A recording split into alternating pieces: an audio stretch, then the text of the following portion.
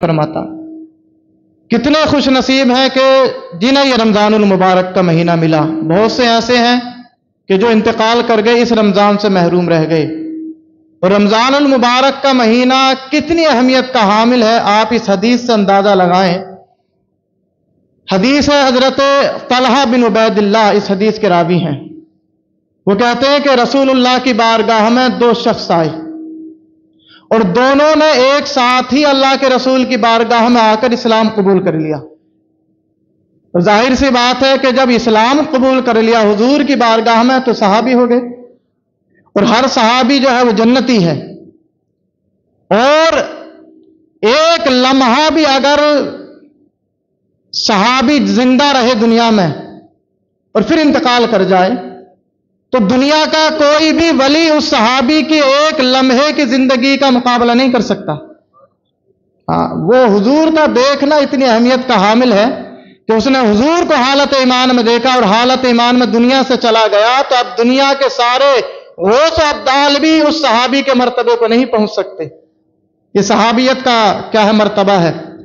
تو دونوں ایک ساتھ اسلام لائے اور دونوں نے اللہ کے رسول کی بارگاہ میں کلمہ پڑھا اور دونوں صحابی بن گئے اور دونوں کیا ہے اپنی زندگی جینے لگے، اسلامی زندگی.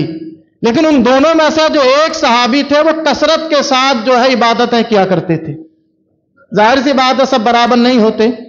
تو ایک صحابی جو بہت تیز رفتار تھے عبادات کے معاملے میں، نیکیاں کرنے میں، اور دوسرے ان کے مقابلے میں سست تھے.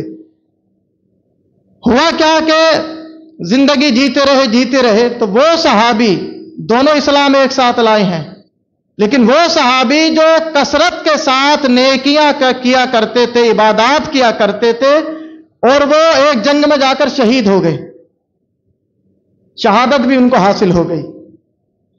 دوسرے جو ان کے ساتھ اسلام لائے تھے وہ ان کے بعد میں 1 سال تک زندہ رہے، اور 1 سال انہوں نے بھی گزارا اپنی زندگی کا اور وہ بھی انتقال کر گئے. اب حضرت طلحہ بن عبید اللہ کیا فرماتے ہیں؟ کہتے ہیں رأیت فی المنامی، میں نے ان دونوں کو خواب میں دیکھا. یہ حضرت طلحہ بن عبید اللہ جو راوی ہیں یہ کہتے ہیں کہ میں نے خواب دیکھا. ہمارا تمہارا خواب جھوٹا ہو جاتا ہے، اور صحابی رسول جو خواب دیکھے وہ ہمارے جیسا خواب نہیں ہے، اور اس خواب پر اگر رسول اللہ اپنی مہر لگا دے تو وہ خواب بھی حدیث بن جاتا ہے. انہوں نے خواب میں کیا دیکھا؟ حضرت طلحہ بن عبید اللہ نے انہوں نے دیکھا کہ میں جنت کے دروازے پر کھڑا ہوں اور میرے ساتھ میں وہ دونوں صحابی بھی جنت کے دروازے پر کھڑے ہیں جو 1 سال پہلے انتقال کر گئے تھے، اور وہ بھی جو 1 سال بعد جنہوں نے انتقال کیا. اور ان میں سے جنہوں نے پہلے انتقال کیا، جنہوں نے شہادت پائی، وہ ان دوسرے کے مقابلے میں زیادہ عبادات کرنے والے، نیکیاں کرنے والے تھے. کہتے ہیں میں بھی جنت کے دروازے پر کھڑا تھا، اور وہ دونوں بھی جو دونوں ایک ساتھ اسلام لائے وہ دونوں بھی کیا ہے جنت کے دروازے پر کھڑے تھے. اور کیا دیکھتے ہیں؟ کہتے ہیں ثم خرج خارج من الجنہ، ایک فرشتہ جنت کے اندر سے باہر آیا اور آ کر کہا ان کو جن کا انتقال بعد میں ہوا تھا. اور نیکیاں کرنے میں کون زیادہ تیز تھے؟ جن کا انتقال پہلے ہوا تھا. تو جن کا انتقال بعد میں ہوا 1 سال بعد میں، وہ فرشتہ جنت سے نکلا اور اس نے آ کر کہا کہ آپ جنت کے اندر آ جاؤ، اور ان کو ان کا ہاتھ پکڑ کر جنت میں وہ فرشتہ لے گیا. حضرت طلحہ بن عبید اللہ بھی کھڑے تھے جنت کے دروازے پر. کہتے ہیں تھوڑی دیر کے بعد وہ فرشتہ پھر دوبارہ آیا اور جنت سے نکلنے کے بعد باہر نکلا وہ، اور اس نے پھر ان صحابی رسول کا ہاتھ پکڑا جو شہید ہو گئے تھے اور جو عبادات میں، نیکیوں میں زیادہ تیز ترار تھے ان کے مقابلے میں. ان کا ہاتھ پکڑا اور پھر ان کو جنت میں لے گیا. اور پھر تیسری بار وہ فرشتہ نکلا جنت سے اور کہا کہ اے طلحہ بن عبید اللہ، ابھی تمہارا وقت نہیں ہوا ہے جنت میں آنے کا، تم واپس چلے جاؤ. کیونکہ یہ شہید، ان کا انتقال تھوڑی ہوا تھا، یہ تو زندہ تھے، خواب میں دیکھ رہے تھے. یہ کہا علم یعنی، ابھی تمہارا وقت نہیں ہوا ہے کہ تم جنت کے اندر آئے، جب تمہارا وقت آئے گا تم کو بھی جنت میں لے لیا جائے گا. ہر صحابی نبی جنتی جنتی. اب انہوں نے خواب دیکھا. صبح جب ہوئی تو یہ انہوں نے لوگوں سے خواب بیان کیا کیونکہ سارے صحابہ تو ان کو سمجھتے تھے کہ جو نیکیوں میں زیادہ تیز ترار تھے، جن کی عبادات، جن کی نیکیاں زیادہ تھیں، انہیں صحابہ سمجھتے تھے کہ یہ زیادہ افضل ہے ان کے مقابلے میں، کہ جن کا 1 سال بعد انتقال ہوا۔ تو انہوں نے صحابہ سے اپنا خواب بیان کیا اور کہا کہ میں نے رات خواب میں دیکھا ہے کہ جن کا انتقال 1 سال کے بعد ہوا ان کو فرشتہ پہلے جنت میں لے گیا، لیکن جو عبادات میں، نیکیوں میں زیادہ تیز ترار تھے، جنہیں شہادت بھی حاصل ہوئی، ان کو فرشتہ بعد میں جنت میں لے کر گیا۔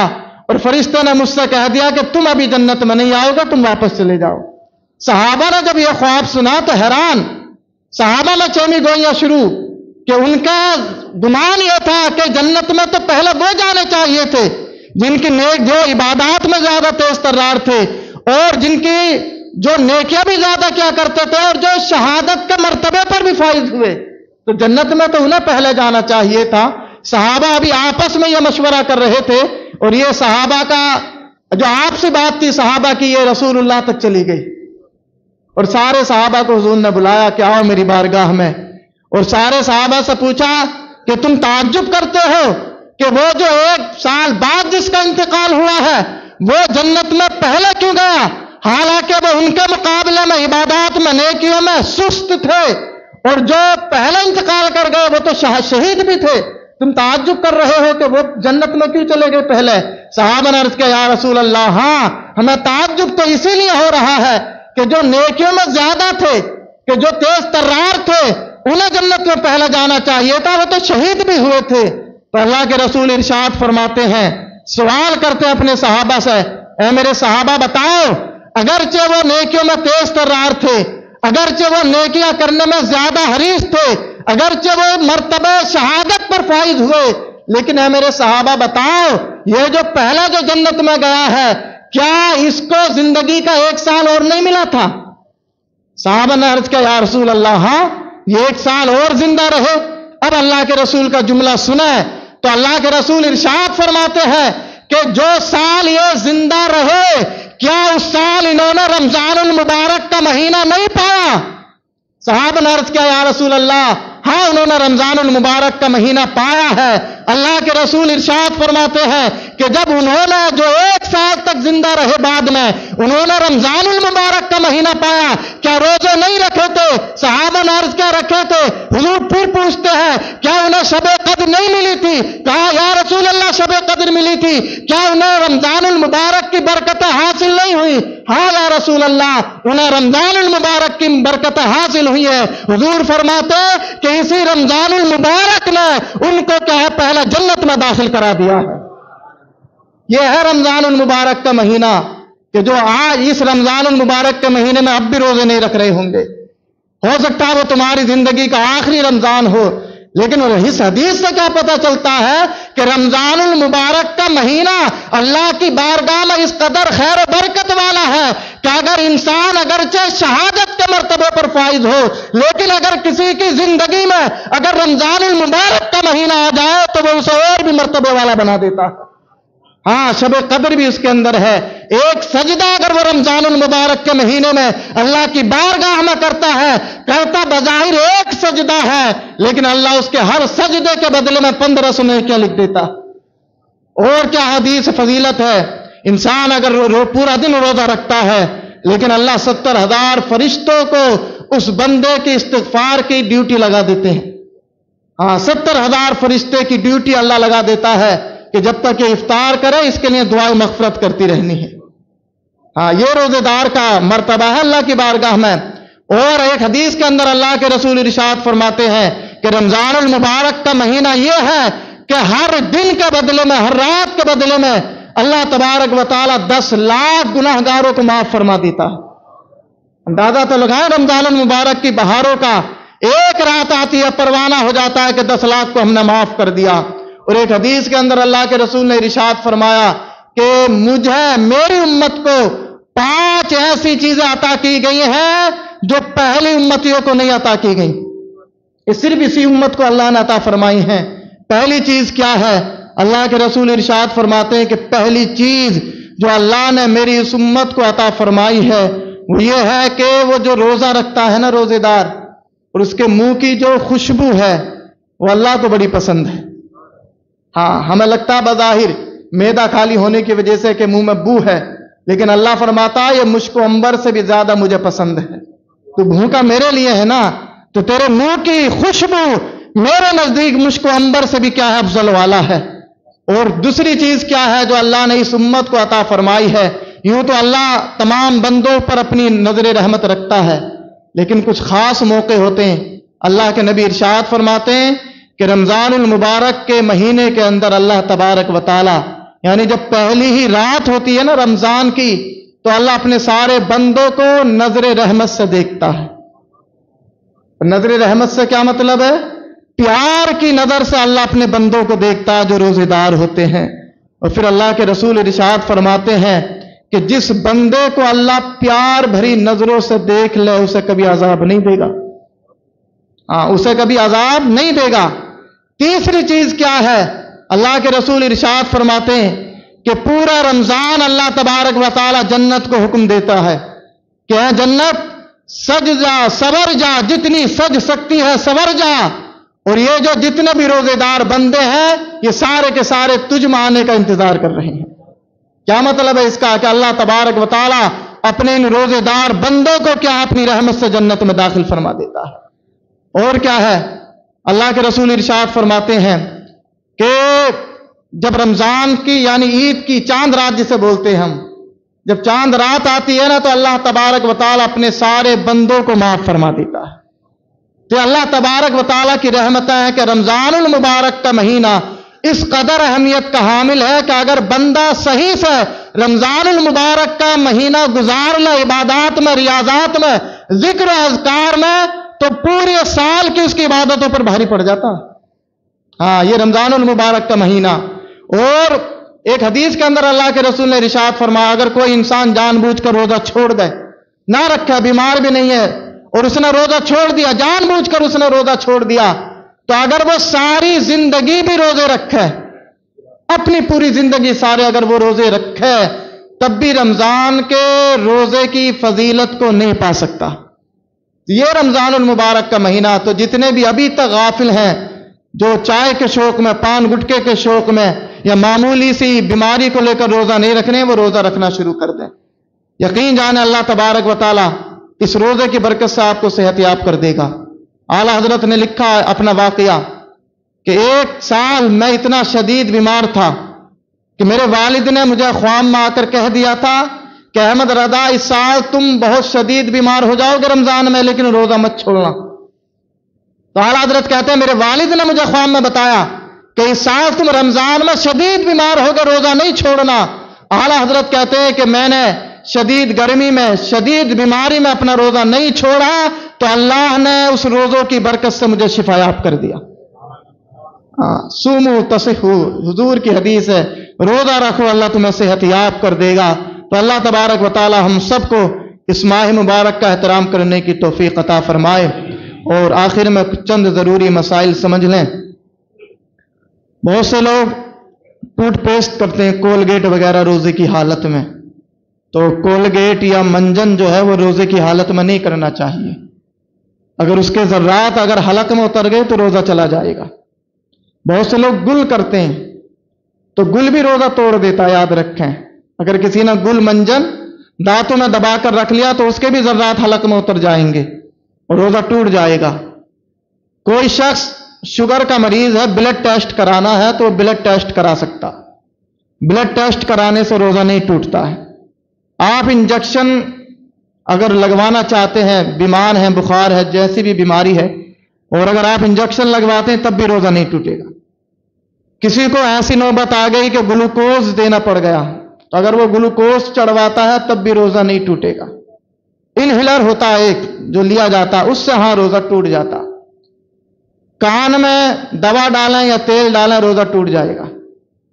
اور آنکھ میں اگر ڈالیں گے تب بھی علماء نے منع فرمایا کہ آنکھ میں بھی نہیں ڈالے، کیونکہ آنکھ میں بھی ایک سوراخ ہوتا، حلق میں جانے کا قوی اندیشہ ہے، تو آنکھ میں بھی دوا نہ ڈالنی چاہیے. اور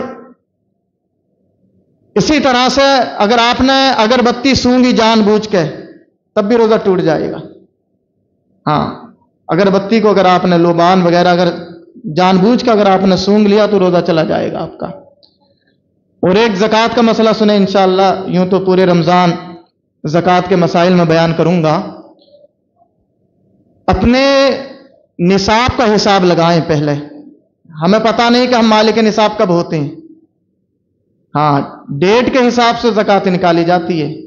सपोज करो मैं नया नया जॉब पर लगा और मेरी तनख्वाह यानी मेरे पास पैसा आ गया तकरीबन 50,000 रुपये, जॉब से आ गया, कारोबार से आया, जैसे भी आया, मैं फर्स्ट टाइम क्या है 50,000 की अगर मिल्कियत का मालिक हुआ तो मैं मालिक निसाब हो जाऊंगा। इसे बोलते हैं मालिक निसाब। अगर मैं 1 जनवरी को, हालांकि ज़कात देना जो है वो उर्दू तारीख के एतबार से दी जाती है, ज़कात उर्दू महीनों के एतबार से।